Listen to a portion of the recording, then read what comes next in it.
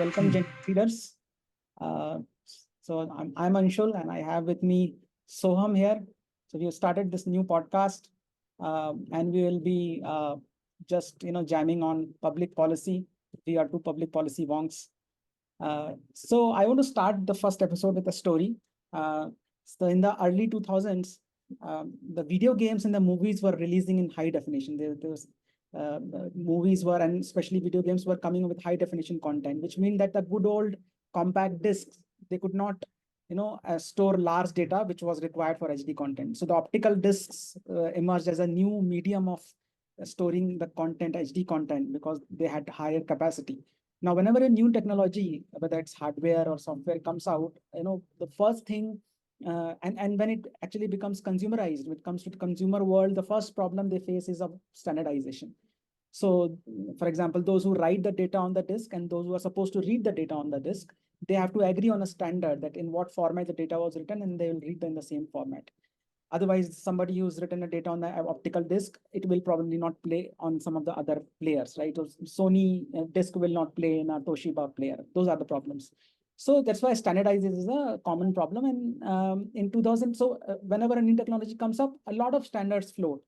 In different distributed groups, people agree on different standards and they start releasing their products in that way. But slowly, when it comes into the consumer world, the power kind of aggregates, and usually you would see 2-3 winners coming out. So that's how it happened in case of optical disc. By 2005, there were largely two dominant players who were coming in the market.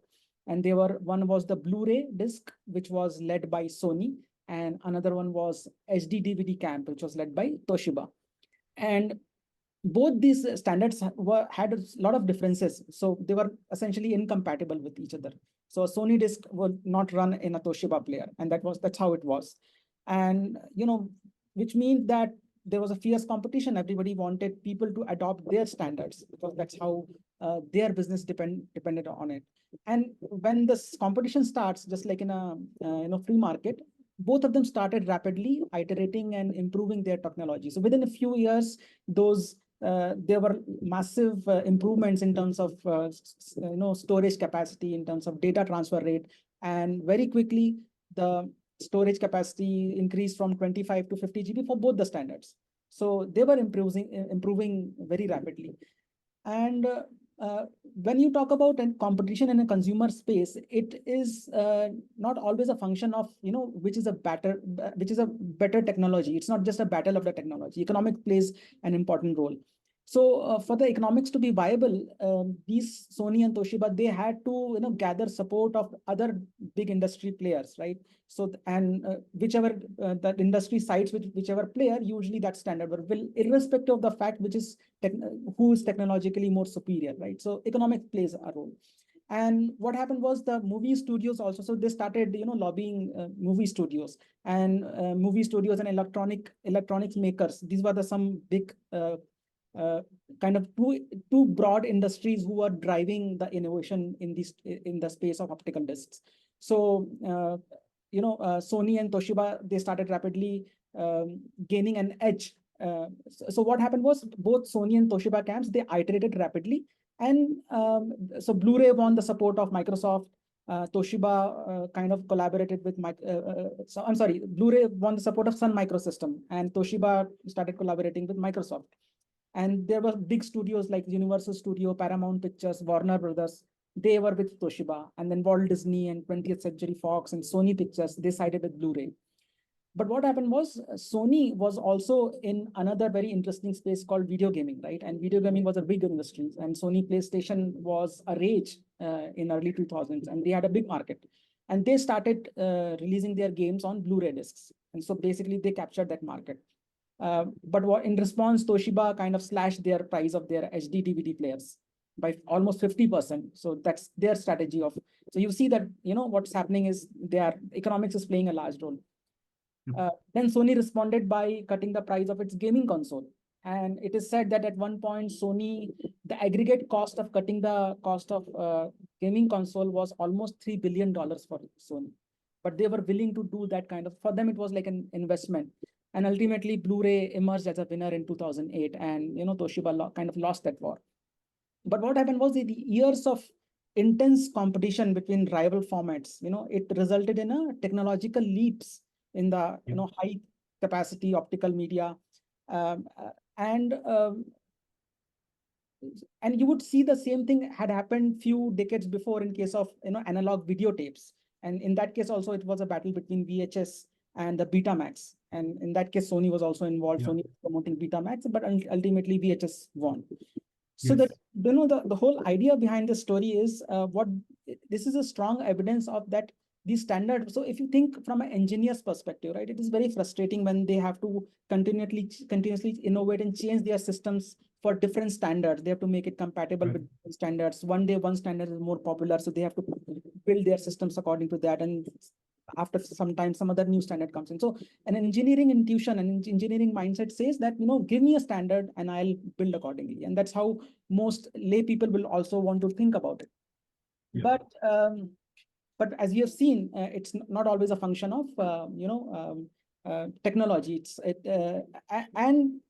And this adversarial nature of a competitive market forces, they push the envelope of technology, they push the envelope of innovation much faster and in a more efficient way than probably, just giving out one standard and sticking with that. So this example, competitive markets, so this proves that competitive markets drive innovation and technological advancement. So that was the point of this story, right? Now, so as I said, but typically a layman who is not really well versed with these ideas, he would try to, think about as a centrally planned way. He would think about somebody who comes and gives a standard, and then, just go with this standard, build according to this, because they think it will be faster and probably it will be more efficient.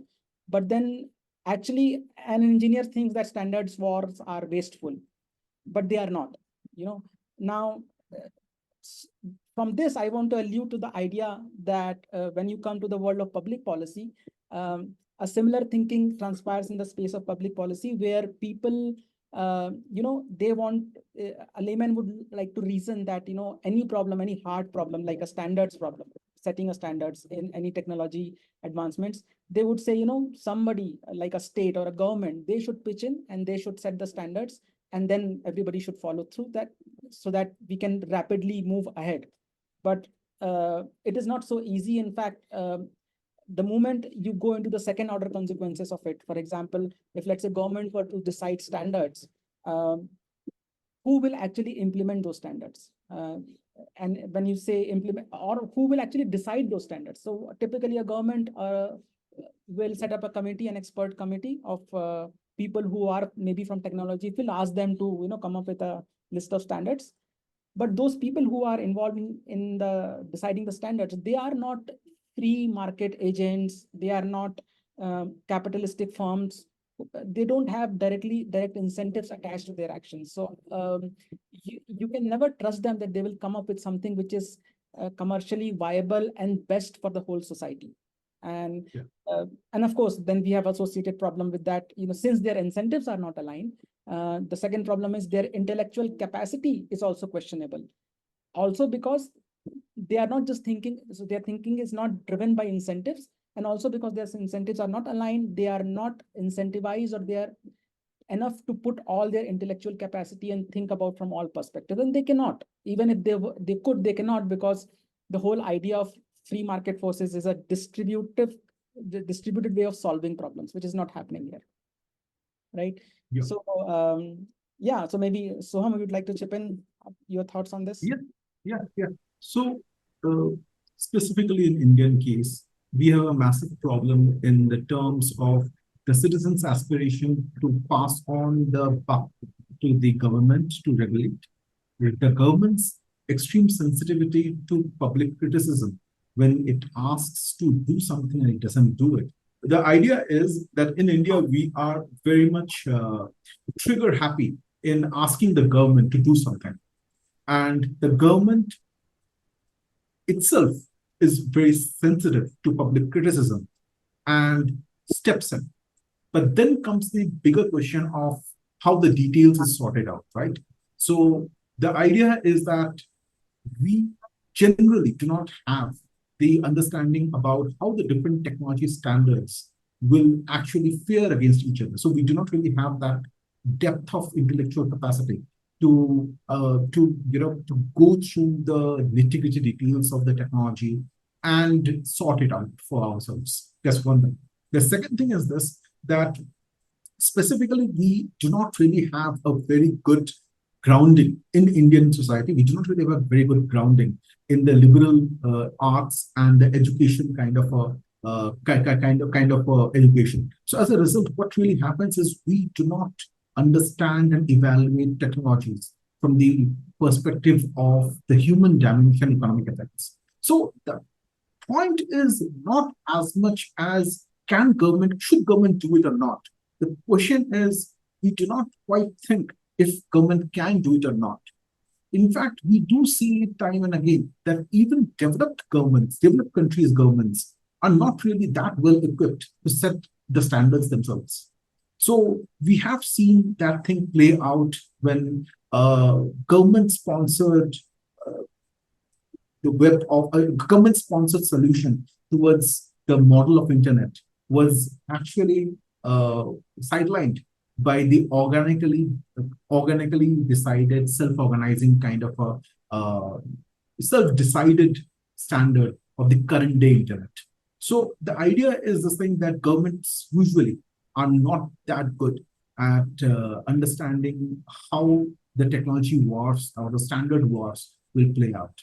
In fact, for even the CEOs of the companies themselves, they are not well versed with that aspect, because it assumes a kind of a complete knowledge of the overall market. So how can we expect the government to know it? Over to you, Anshu. And additionally, so the moment you impose a standard, right, the private innovators, they lose their motivation to innovate further. Absolutely. They know best what works, what doesn't work. But if you've imposed the standard onto them, now they're completely blocked. What do they do? I mean, if this is the standard. If I can chip in one thing, in India at least, we have, or in any developing country, we have this problem of political economy. It's possible that one innovator will actually try to lobby with the government to make the adoption of his or her standard as the de facto standard. So that kind of, or de jure standard, not rather the de facto standard, de jure standard. As a result, that kind of crimps the private innovators' motivation to innovate. Yes, over to you, Anshu. Right. And in fact, in this book, Shah and Kilker's book, In Service of Republic, which is probably a Bible for public policy enthusiasts, they've used this example of Type-C charger. And interestingly, European Union has come out with this mandate of making it mandatory using Type-C chargers, which is probably have to be, they will be enforced this year. I don't know how it will play out, but it's very interesting that in spite of all this, even developed countries are still falling for these kind of things. I was listening to a podcast called Puliya Bazi, wherein somebody who's from EV, electric vehicle industry, he's an entrepreneur in Indian EV space. And he was talking about in his initial journey, they actually bid it for around 2017-18. Government of India came out with a contract for manufacturing chargers, public charge. They wanted to build a public charging, infrastructure. Yeah. So they came out with a pretty large contract, 100 crores worth of contract, and these guys bid it for it. And then when we went deeper into it and they started researching and then started talking to manufacturers outside India, they realized that one of the things as part of that contract was they had recommended a 48-volt charger, right? And when they approached the manufacturers in countries outside India, they realized that the technology of 48-volt charger was like 10-year-old, and they are already done with it. Now imagine India putting up an infrastructure of 100 crores with a 10-year-old technology. So that's how they actually didn't go with it. So that's another example of somebody who wants to cooperate with government, who wants to work with government and build infrastructure, and just because of government policies, they could not do it. They knew that even if they bid for it, they win the contract, it would be a losing proposition because you're working with a 10-year-old technology, right? Now, so that kind of the next point that we should, that probably leads this discussion into is the mental model of a common citizen, we said, right? The typical idea of the whole idea of my baap sarkar. Anything which is broken around us, we expect the government to fix for it. We expect state to fix it for us. That's how it is, right? Traffic, government should fix it. Public health, anything. I mean, the first instinctive reaction of Indian polity is that, government should fix it. So why do you think that is, so? Yeah, that's a very good question. And I mean, from my vantage point, the way it looks, we just do not know the ability, we just do not have the ability, that is an average Indian citizen, do not have the ability to really forge negotiations with his community and community members to come up with a solution for his or her problem. Think of it like this, that today all the rage in the Twitter and the elite circles is the problem of dog bites and the stray dogs per se. Now, the question should be basically, it's really a community problem. And if there should be basically a government stepping into the void and regulating on behalf of the community. Now, this failure to imagine that two members in the community can rally the entire community together and build an opinion around it to keep the stray dogs out or keep the stray dogs free is kind of the larger problem over here. And this is usually because it's a vicious cycle, actually, in my opinion, because there is a lot of paralyzed, the community, the man-to-man negotiation and the ability to converse has been hollowed out by a variety of reasons. I'm not going to go down right into this first episode. But the bottom line is, I live in a gated apartment. I have seldom talked to my neighbor. I'm pretty sure that that neighbor has seldom talked to his neighbors, his other neighbors. So the idea is, when we are not able to forge these small interactions, and then after this interaction, then comes consensus building, then from consensus building comes the action or solution, then how do we really think about solving a problem? As a result, we want someone to step in and mediate on our behalf. This is, in my opinion, a dereliction of duty on behalf of us elites, but also a kind of a lazy way of thinking that, hey, because I do not want to do the hard work of forging a consensus between my fellow members of the community, I want someone else to do it by coercion. So yeah, I think it's a very complex phenomenon, but this is a good start for the first episode. And perhaps if time allows, then we might visit it in subsequent episodes. Yes. Great. So, yeah, so that kind of explains why everybody expects Mai Baap Sarkar to fix the world for them, right? Yeah. Which brings us to the next logical question that I had when I started digging deeper into the world of public policy. Then, if state is not supposed to do everything, then what is it that state is supposed to do? And before we ask the question what the state is supposed to do, I think a better question to ask is what it can do, and specifically in the context of our country, India, what the state can do and what it actually does, right? And then, of course, we'll think about what it should not. But it is very interesting that in a country like us, the state runs temples, state runs restaurants, the government runs soap factories, the government manufactures watches. I mean, HMT was a big brand. It was probably the only brand. I don't know what was the story around it, but I think they had probably you would require a license also to manufacture watches in India.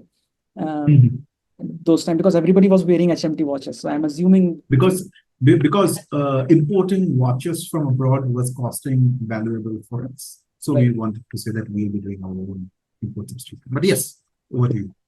And you could argue that these are the things state does, whether before even we say whether they should do or not, somebody would say that, well, if the state is doing these things, they are doing a pretty good job of it. I mean, they were manufacturing good watches. They manufacture sandal soaps, which is pretty good high quality soap. In Tamil Nadu, government runs Amma's Kitchen restaurants, which are pretty profitable and well run. Many temples are well run. So state does those things and it does it pretty well.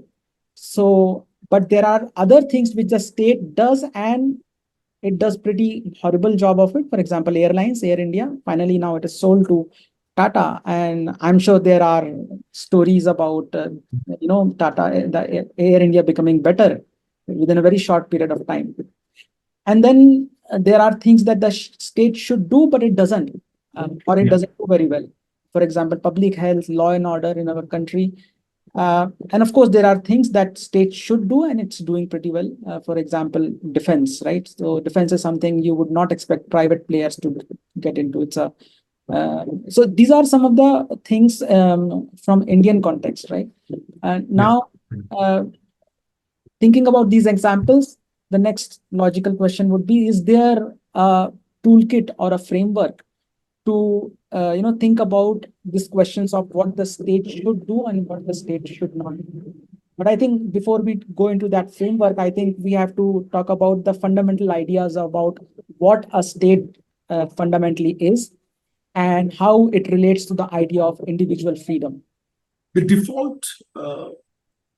default mode of a man or a woman, for that matter, is the state of no coercion. The idea is that the initial political philosophers, the old political philosophers like Locke, say that in the nature, the man is free to do whatever he wishes to do. And we often find that whenever people come together to form communities and solve their own problems, they do it rather pretty well. Of course, because it's a self-organizing system and because negotiations happen easily. Often these communities are, by design or by intention, have an ability to forge consensus in the internal values of the members.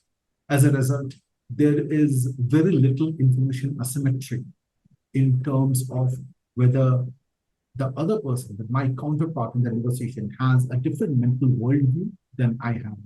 Often the mental worldviews are similar. So the hardware, the underlying hardware, the base layer is same. What essentially they discuss is perhaps a solution to solve a problem. So we do find that whenever people come together to form communities and negotiations happen easily, the solution that comes up is often almost a win-win. And even if not a win-win, or even if it's a compromise, then it's a well-accepted compromise. So yeah, I'm sure. What is your thought about the default nature of our existence? Right. So this beautifully connects with the one of the mental models from the field of systems thinking, right? In systems thinking, so when you look at any ant colony, right, you would see that it appears to be a highly organized and systematic system where ants are, gathering their food and their whole colony is operating in a certain way. But if you start looking at the individual behavior of every ant, it seems to be following one or two specific rules, right? Yes. Interaction of a lot of ants following their own limited set of rules, the behavior of the system, it's called the emergent behavior system, turns out to be highly complex and sophisticated, right? Which is, and if somebody is like a central authority which tries to come up with the same complex behavior, it will be very, very tough, right? And it will not adopt with the changing circumstances and changing situations. And that's how this whole idea of free-willed individuals, interacting with each other voluntarily, following simple rules, for example, following their personal incentives, right? Just trying to maximize benefit for themselves, which may look selfish, but on a overall system level, it works beautifully well. Of course, there are situations where it will break down, and we'll talk about that. But in general, freedom is good when you're talking about public policy, when you're talking about uh, large populations, countries, nation states. The general intuition to go about is you should that freedom is good. Freedom should be the fundamental thing that we should aspire to every individual to have, right? So that way, I think freedom is very important. Now, from freedom, let's move on to state, right? How freedom is connected to state. And when we talk about state, no, state is, again, it's not really a layman term, right? It's a very, somebody who is into humanities or who's into public policy, they would freely use the word state. But for a layman, usually state means government, right? And when we think about government, again, we talk about the idea of Mai Baap Sarkar. When people think about government, they think about a paternalistic fatherly figure uh, who thinks that the whole purpose of existence of a government is to seek good for their citizens, right? They are always thinking good about citizens, which is in an idealistic world, which is what a state is supposed to do, but that's not what the state is, right? And I have two beautiful quotes from the same book, In Service of the Republic. One quote comes from Mahatma Gandhi. This is what he has to say: the individual has a soul, but the state is a soulless machine. The state can never be weaned away from violence to which it owes its existence. Now, if you think about it, that looks like that gives a very villainous picture of the state. But in some sense, it is true, because Max Weber, this is what he has to say about state. A state is a human community that successfully claims the monopoly of legitimate use of physical force within a given territory, right? So both of these definitions give you some idea that the heart of the state is coercion and violence. So it is not possible for states to exist without the barest minimum violence / coercion. Right. So let me imagine, let us run a micro thought experiment. Let us try to form a benign state, yeah? And it has no police force. It has no ability to enforce any rules by coercion at all. And yet still, because of the act of actually there being an entity who is wielding a power, there has to be some revenues to pay his salary that comes to it. And the very act of raising revenue itself is a form of coercion. The fact that I can actually tell you that X percentage of your salary has to come to me because I think that it has to be spent in this way is the very definition of coercion. And in some way, if there is a freedom-loving, if there are radical libertarians amongst our readers, then they might feel offended that their intelligence is insulted because someone else is telling them how the money ought to be spent, how their own hard-earned money is ought to be spent. So there is so you cannot really build a government without coercion. You can, however, try to shape that gargantuan of a machine, try to influence the gargantuan of a machine to control and regulate its own coercive powers. But coercion remains the heart and soul of any authoritative figure in your existence. So yeah, over to you, Anshul.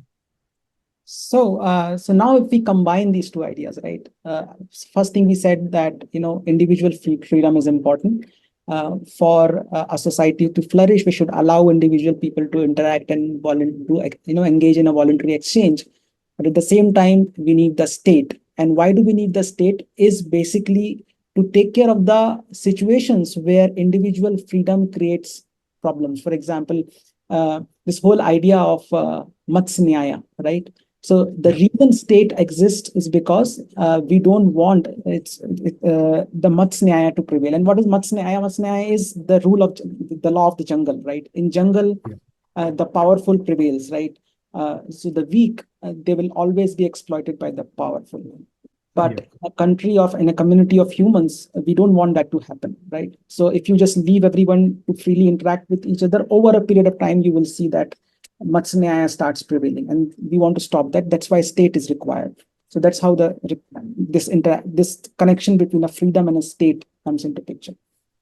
Now we said that we need state, but when do we need the state? What the state should do? So we are talking about a framework exists which helps you think about what the state should do and what the state should not do.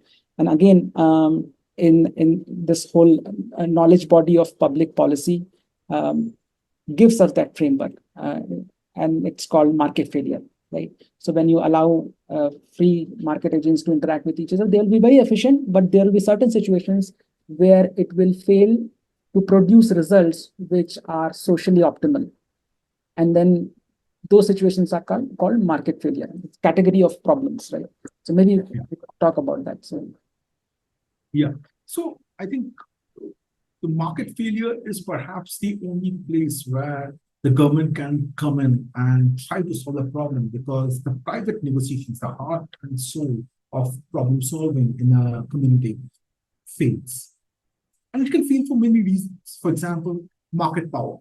One entity has an extreme amount of power, which prevents and distorts the ability of individual free men to negotiate with each other freely. It may be because there is a quasi-monopoly that is in place, or some kind of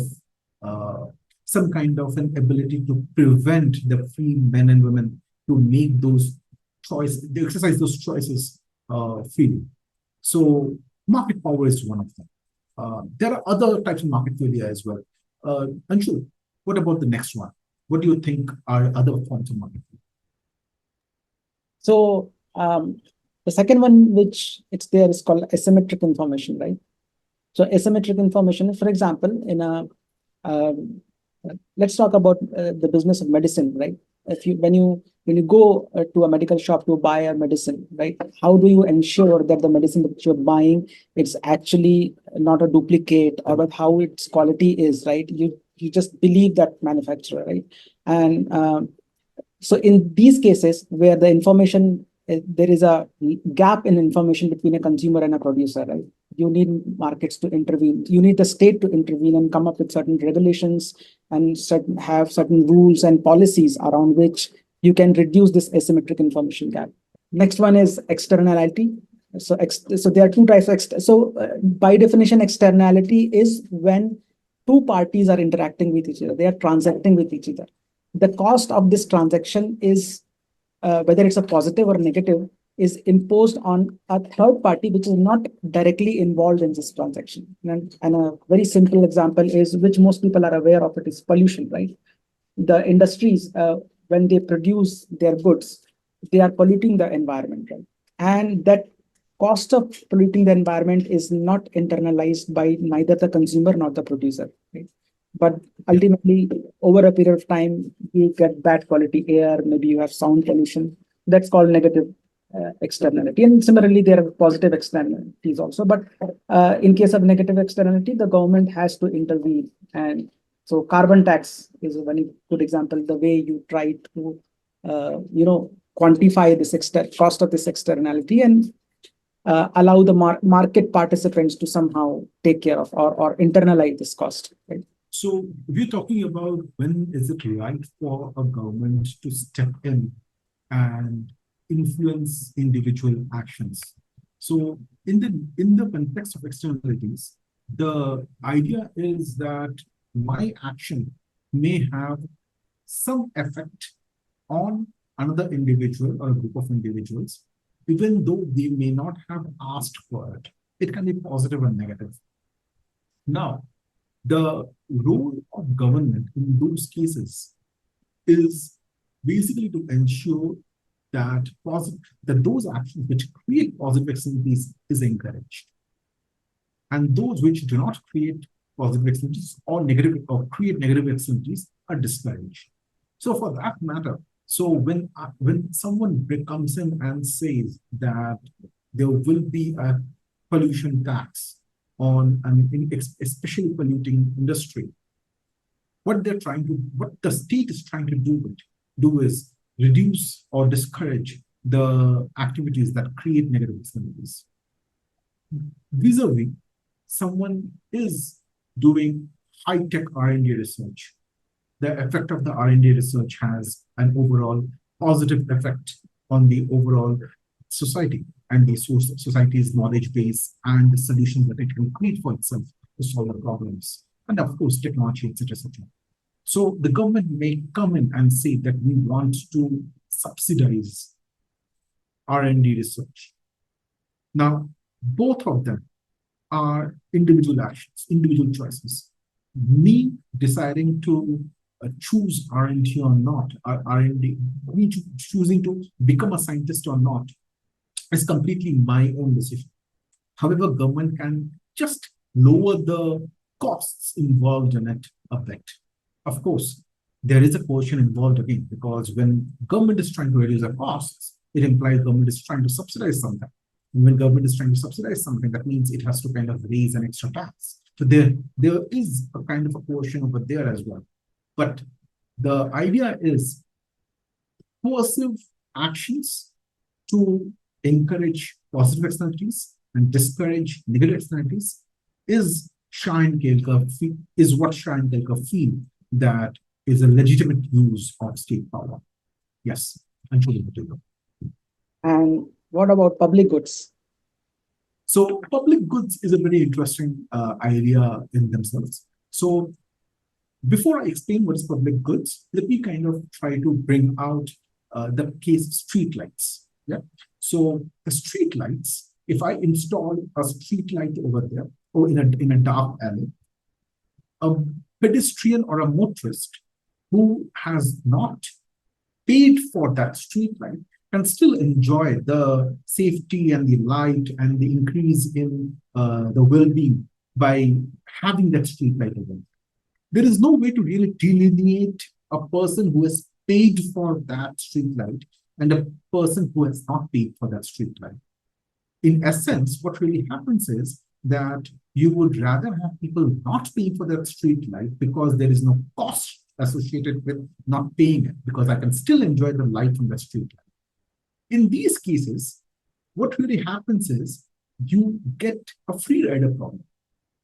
And to solve these free riders, you can not really ask any private individual to or private market forces to solve that problem, because no one will be willing to pay for it. So, for example, clean air. Now, if I do not pay for clean air, I can still breathe and enjoy the clean air. If I do not pay for the epidemiologist trying to take care of the community waters and whatever it is, I can still benefit from the improved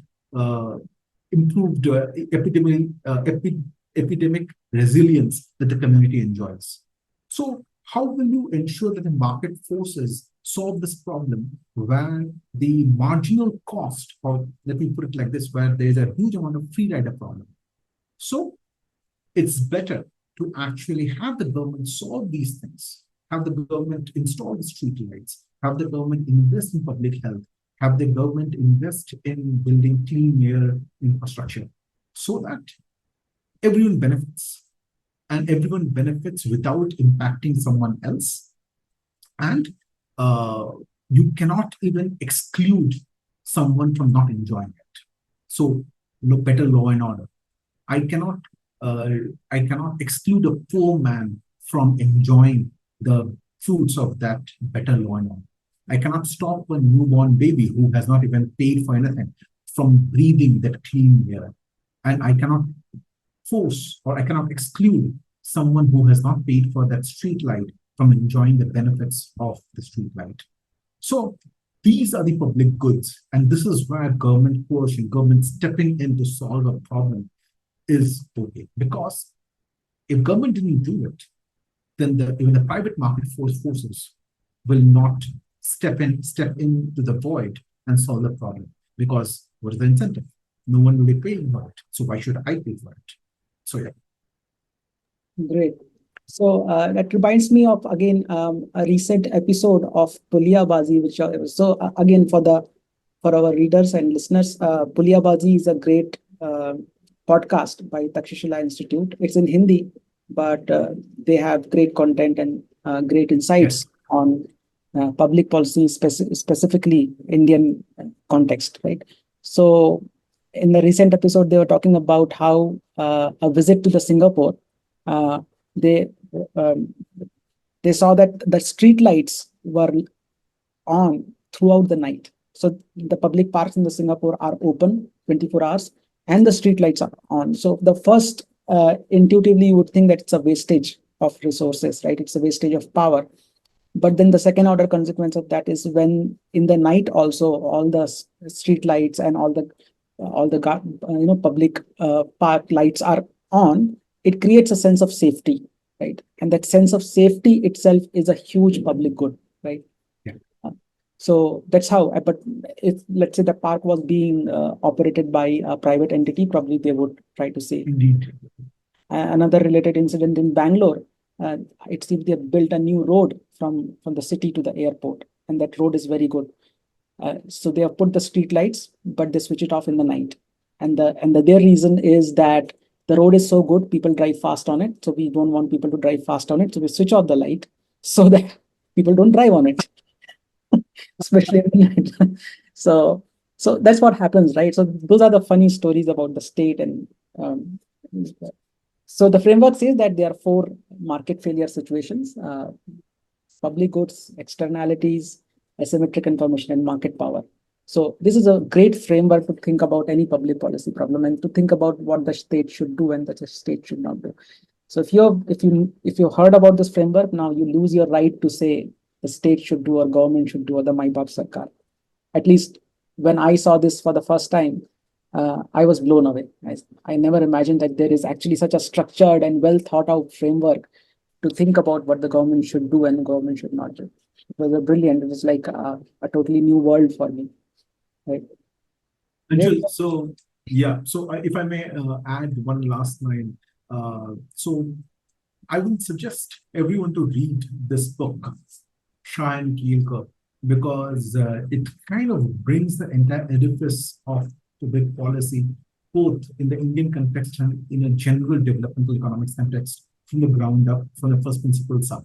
So this is barely the beginning, and what we are trying to do over here is not engage in a book reading per se, but rather discuss about our views about what each of these chapters were. So with that said, I think we have kind of covered the contents of the first chapter, where Kelkar and Shah wrap it up by setting the first principles of where the state portion is all right and okay. Yeah, so that's it. It was something that kind of blew my mind away as well. But once I wrapped up the book, I kind of came out dazed because it was a completely new way of thinking. Great. So we'll wrap up this episode today, and we'll see you again in the next episode very soon. Thank you.